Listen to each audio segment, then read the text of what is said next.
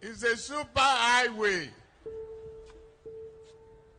for generated electricity power. They could not even make a down payment for a roasted corn for that electricity.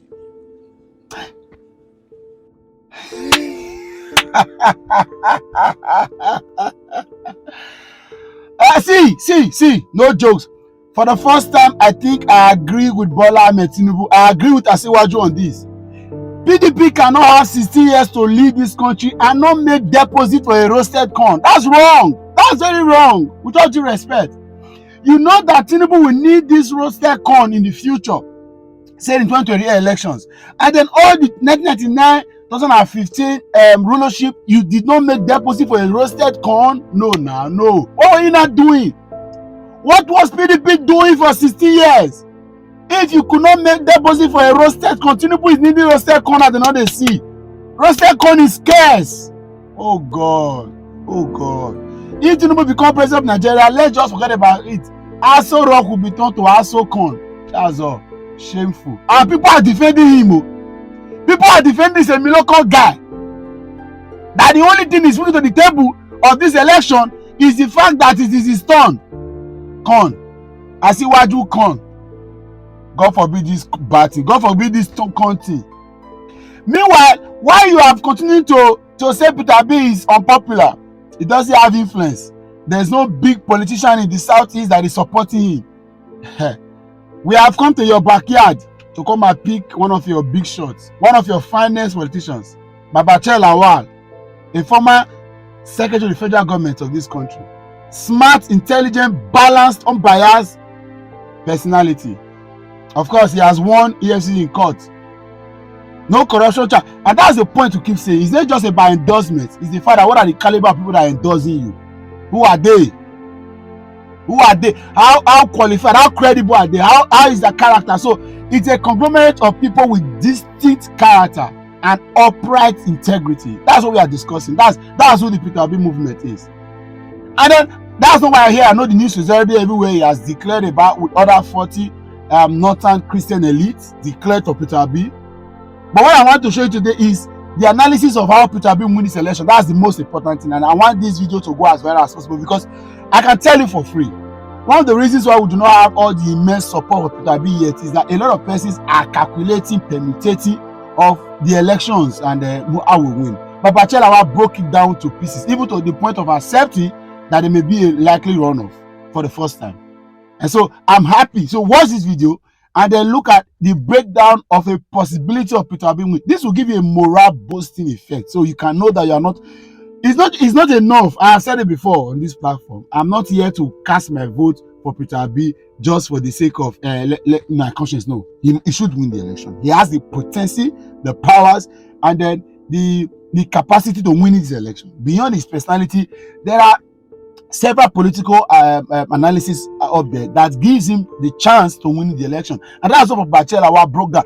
As I have my own personal analysis, but for someone who has been in politics for a long time, a former secretary of the federal government of this country, someone that has risen to the top of the top, so I should listen to him. And then I agree with him in a lot of the things that I say. So watch this video, share it, let it go around. Obedience should share this video. It's a morale boosting effect. Right? We are not just discussing the endorsement, we are discussing the possibility of Peter Obi winning this election so that we can begin to know where our strength lies and what we need to start to do or what we are doing that we can continue. So share the video, let it go around.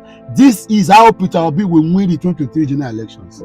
What gives you the confidence that Peter Obi will win the election, and which part of the country do you think the votes will be coming from? Now, my own thinking is that this election will go to a runoff. It won't end on the first ballot. It might not. The chance of it ending on the first ballot is slim, but it is there. But one, APC is not on this ballot. Really? Yes, APC is not on this ballot. What makes you think so? That's what I'm going to tell you.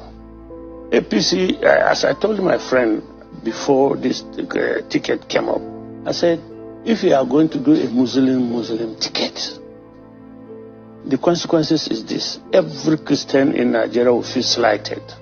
Not only the North, For every Christian all over the world will feel slighted, their religion insulted. The fact that you think there's no Christian capable of doing this, and the fact that you have broken a non-convention. It's always been Muslim, Christian, Christian, Muslim. But you, for some reason, will break this convention, and so Christians will take it personally. So you will not get any vote from any Christian somewhere. I say, and my friend, if you are going to do a Muslim ticket, how on earth can you expect to beat Atiku or Kwankwaso in the north? Atiku, a Fulani Muslim, a prince. Atiku, this is his 5th run. Every run he accumulates some experience and skills. You have no experience in presidential election. Essentially, you are relying on people that are unreliable. So how are you going to get the votes in the north? So my thinking is that Bola will not get 25% in Kebbi, Sokoto, Zamfara, Kano, Yobe, Borno, maybe 25%, maybe. In all the House of Fulani states, it goes nowhere. Now he has fought the Christians. He has antagonized the Christians. So he loses Adamawa. Of course, Adamawa is Atiku territory. He loses anything from Gombe.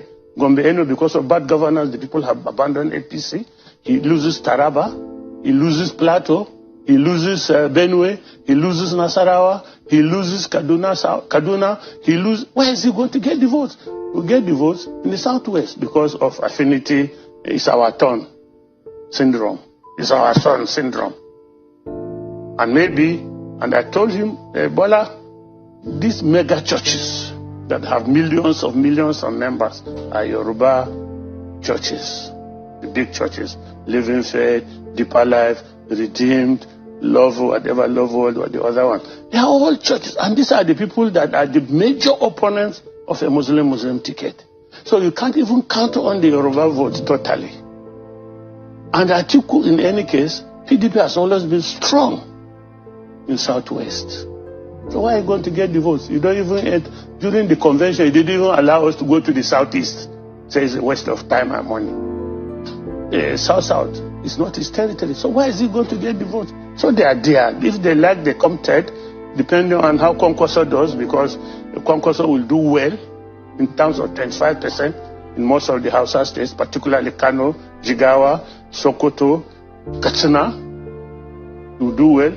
The candidates, the good candidates that couldn't get tickets in APC or PDP have taken the tickets in Nasarawa, from NMPP. So they have solid candidates that are electable. So they will do well. Atiku, of course, will clear most of the northern states. Atiku will clear some states, maybe 1/4, 25% that he gets. So Peter Obi, whatever he must tell you, they will vote Peter Obi. He has 5 states there. Peter Obi will get 25% in the 6 South states. Peter Obi will get 25% in the North Central states and part of the Northeast. Southern Gombe, they will do Peter Obi. They don't want to hear any other party there. Adamawa, rank and file, the Christians, they don't want to hear any other party there. It's part of the fact that it's Atiku territory.